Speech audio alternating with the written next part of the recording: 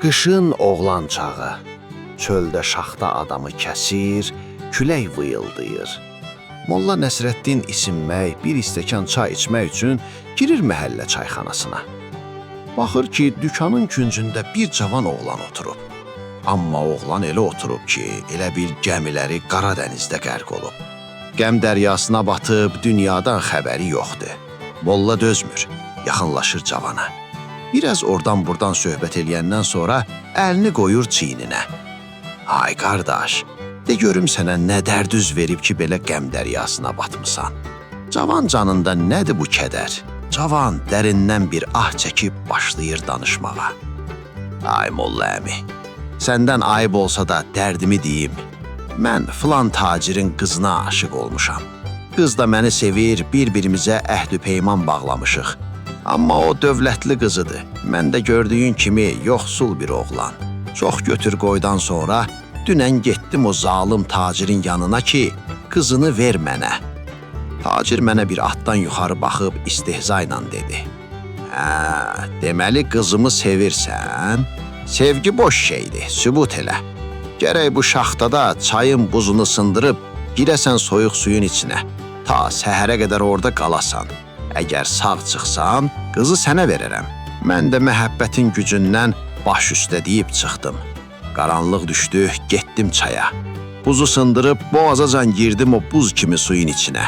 Qar yağır, külək kəsir, bir soyuq var idi ki, gəl görəsən.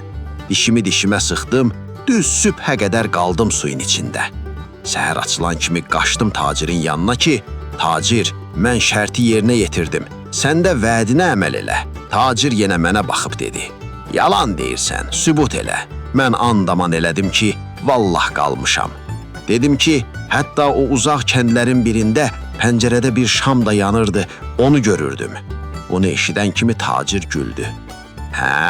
Deməli şərtimiz pozulub. Sən gözünlə o şamın işığına baxıb qızınmısan, ay molla əmi.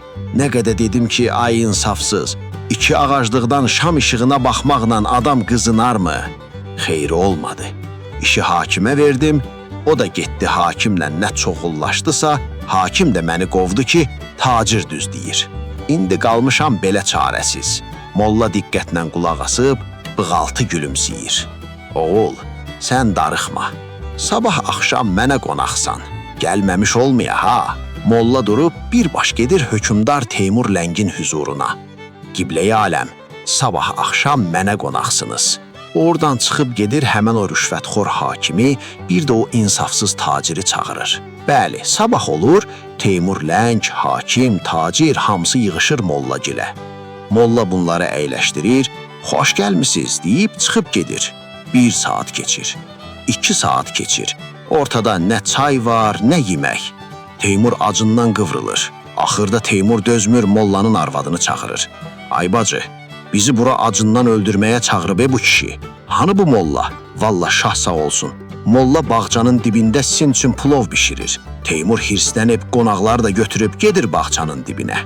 Gedib nə görsələr yaxşıdır. Molla hündür ağacın lap başından nəhəng bir putluq qazan asıb, ağacın dibində də balaca bir şam yandırıb, oturub qazanın altına baxır. Teymur bunu görüb qışqırır.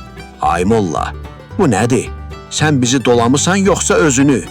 O boyda məsafədən bu balaca şamın istisi dəyib o qazanı qaynadar, bu nə axmaqlıqdır? Molla Teymura baxıb, çox sakit, amma kəsərli səslə deyir. Qiblə-i aləm sağ olsun, niyə qaynamır?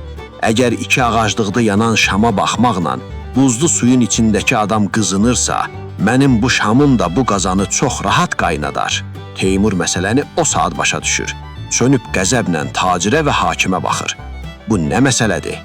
Molla əhvalatı danışır, Teymurun əmri ilə elə oraca da qızı alıb verirlər o cavan oğlana.